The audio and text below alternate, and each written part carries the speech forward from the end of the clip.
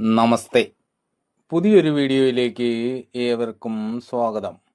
ഇവിടെ പറയുന്നത് വിവാഹഭാവമായ 7-ാം ഭാവത്തിൻ്റെ അധിപൻ ജാതകത്തിൽ ഓരോ ഭാവത്തിൽ നിന്നാലുള്ള ചില ഫലങ്ങളെ പറ്റിയാണ്.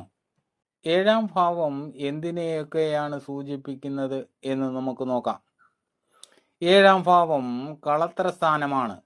7-ാം ഭാവം കൊണ്ട് ഭാര്യ, ഭർത്താവ്, വിവാഹം, ദാമ്പത്യസുഖം, കാമവികാരം, ആഗ്രഹം, ക്രയവിക്രയം, കാര്യസാധ്യം, ശീലഗുണം, ഔദാര്യം, ബഹുമാനം, സഞ്ചാരം, പുത്രഗുണം ഇതെല്ലാം തന്നെ 7-ാം ഭാവം കൊണ്ടാണ് ചിന്തിക്കുന്നത്.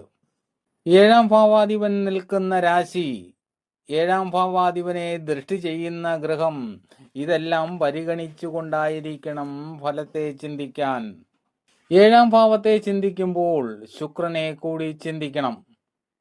7-ാം ഭാവത്തിൻ്റെ കാരകഗ്രഹമാണ് ശുക്രൻ.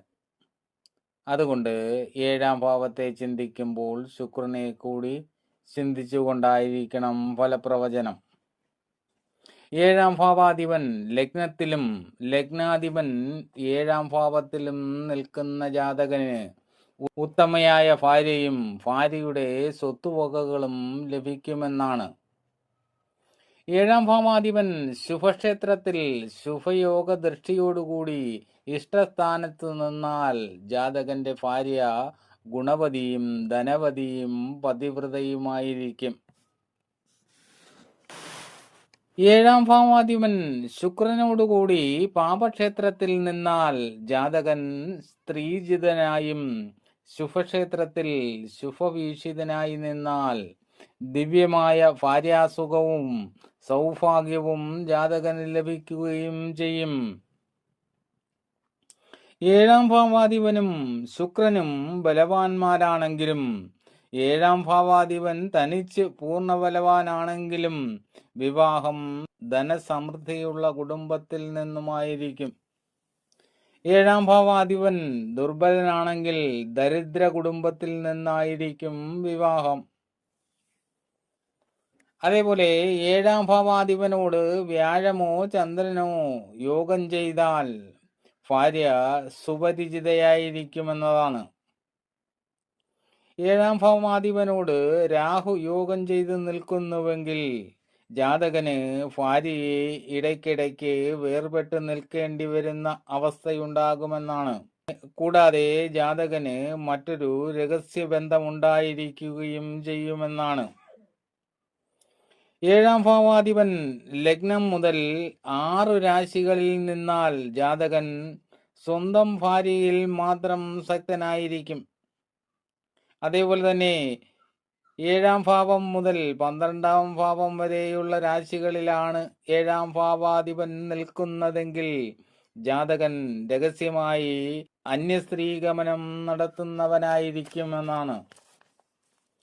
7-ാം ഭാവാധിപനോട് രാഹുവോ കേതുവോ ചേർന്ന് ശുഭന്മാരുടെ യോഗദൃഷ്ടികളില്ലാതെ അനിഷ്ടസ്ഥാനത്ത് നിന്നാൽ ഭാര്യ അനുസരണയില്ലാത്തവളായിരിക്കുമെന്നാണ്. അതുപോലെ തന്നെ 7-ാം ഭാവാധിപൻ ലഗ്നത്തിൽ നിന്നാൽ വിദ്യയുള്ളവനും ധൈര്യവാനുമായിരിക്കും. ശരീര സ്വാസ്ഥ്യത്തിന് വിധേയനാകുമെന്നാണ്. 7-ാം ഭാവാധിപൻ ധനത്തിൻ്റെയും വിദ്യയുടെയും സ്ഥാനമായ 2-ാം ഭാവത്തിൽ നിൽക്കുമ്പോൾ ജനിക്കുന്ന ജാതകൻ പരസ്ത്രീ ശക്തനായി തീരുമെന്നാണ്. അതേപോലെ 7-ാം ഭാവാധിപൻ സഹോദര സ്ഥാനമായ 3-ാം ഭാവത്തിൽ നിൽക്കുമ്പോൾ ജനിക്കുന്ന ജാതകന് പുത്രമരണം സംഭവിക്കാം. അത് പുത്രികളെ ബാധിക്കില്ല എന്നുമാണ്. 7-ാം ഭാവാധിപൻ മാതൃസ്തുഖസ്ഥാനമായ 4-ാം ഭാവത്തിൽ നിൽക്കുമ്പോൾ ജനിക്കുന്ന ജാതകൻ ധർമ്മനിരതനായിരിക്കുമെന്നുള്ളതാണ്. ദാനധർമ്മങ്ങളൊക്കെ ചെയ്യുന്ന കാര്യത്തിൽ താല്പര്യമുണ്ടായിരിക്കും. കൂടാതെ സ്വത്തും ധനവും ഉണ്ടായിരിക്കുമെന്നതാണ്. എങ്കിലും ജാതകന്റെ ഭാര്യ പതിവ്രത ആയിരിക്കില്ല എന്നൊരു പ്രത്യേകതയുണ്ട്. ഗ്രഹങ്ങളുടെ സ്ഥിതി കൂടി കണക്കിലെടുത്തുകൊണ്ടായിരിക്കണം ഫലത്തെ ചിന്തിക്കാൻ. ഏഴാം ഭാവാധിപൻ പുത്രസ്ഥാനമായ 5-ാം ഭാവത്തിൽ നിൽക്കുമ്പോൾ ജനിക്കുന്ന ജാതകൻ ധനവാനും സുഖിമാനും സന്തുഷ്ടനുമായിരിക്കുമെന്നാണ്. എല്ലാവിധത്തിലുള്ള ഗുണങ്ങളും ജാതകന് വന്നു ചേരുമെന്നുള്ളതാണ്. അതേപോലെ 7-ാം ഭാവാധിപൻ 6-ാം ഭാവത്തിൽ നിന്നാൽ, അതായത് രോഗം, ശത്രു, കടം ഇവയെപ്പറ്റി ചിന്തിക്കുന്ന 6-ാം ഭാവത്തിൽ നിൽക്കുമ്പോൾ ജനിക്കുന്ന ജാതകന്റെ ഭാര്യ രോഗിണിയായിരിക്കും. ജാതകന് പൊതുവെ സുഖക്കുറവുണ്ടായിരിക്കുമെന്നതാണ്. 7-ാം ഭാവാധിപൻ 7-ൽ തന്നെ നിന്നാൽ ഉത്തമയായ ഭാര്യയെ ലഭിക്കുമെന്നാണ്. ജാതകൻ ഭാര്യയ്ക്ക് ദാസനായിത്തീരുമെന്നാണ്. ജാതകന് വിദ്യയും ധനവും ഉണ്ടായിരിക്കും. അതുപോലെ ദീർഘായുസ്സും ഉണ്ടായിരിക്കും. 7-ാം ഭാവാധിപൻ ആയുർസ്ഥാനമായ 8-മത്തിൽ നിൽക്കുമ്പോൾ ജനിക്കുന്ന ജാതകന്റെ ഭാര്യ രോഗിണിയായിരിക്കും.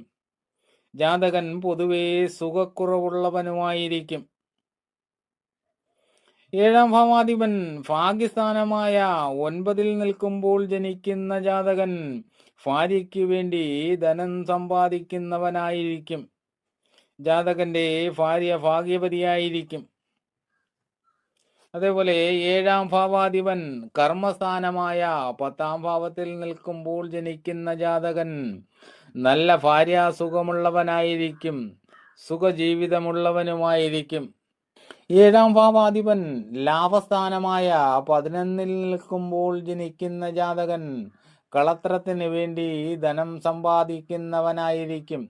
ജാതകന് പുത്രശോകം സംഭവിക്കാനിടയാകുമെന്നാണ്.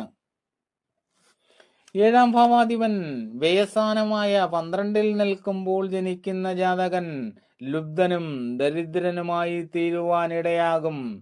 ജാതകന്റെ ഭാര്യ ധനമില്ലാത്തവളായിരിക്കുമെന്നാണ്. 7-ാം ഭാവാധിപൻ 12-ൽ നിൽക്കുകയും ലഗ്നാധിപനും ചന്ദ്രലഗ്നാധിപനും പാവന്മാരോടുകൂടി നീചരാശികളിൽ നിൽക്കുകയും ചെയ്താൽ ഭാര്യാപുത്രാദികൾക്ക് മരണത്തിനിട വന്നേക്കാം. അല്ലാത്ത പക്ഷം ജാതകൻ എന്നേക്കുമായി കുടുംബം വെടിഞ്ഞ് സഞ്ചാരിയായി തീരുകയും ചെയ്യും. കുലം തന്നെ നശിക്കുമെന്ന് പറയാം. വിവാഹഭാവമായ 7-ാം ഭാവത്തിന്റെ അധിപനായ ഗ്രഹത്തിന്റെ ചില വിശേഷങ്ങളാണ് ഇവിടെ പറഞ്ഞത്. ജാതകത്തിൽ 7-ാം ഭാവാധിപൻ നിൽക്കുന്ന രാശി, മറ്റു ഗ്രഹങ്ങളുടെ ദൃഷ്ടി ഇതെല്ലാം പരിഗണിച്ചുകൊണ്ടായിരിക്കണം ഈ പറഞ്ഞ ഫലങ്ങളെ ചിന്തിക്കാൻ. എല്ലാവർക്കും നന്മകൾ ഉണ്ടാകട്ടെ. ആദ്യമായിട്ടാണ് ചാനൽ കാണുന്നതെങ്കിൽ ഒന്ന് സബ്സ്ക്രൈബ് ചെയ്യണേ. വീഡിയോ ഇഷ്ടപ്പെട്ടാൽ ലൈക്ക് ചെയ്യാനും ഷെയർ ചെയ്യാനും മറക്കരുത്. അടുത്ത വീഡിയോ കാണുന്നത് വരെ നിങ്ങൾക്കെൻ്റെ നമസ്കാരം.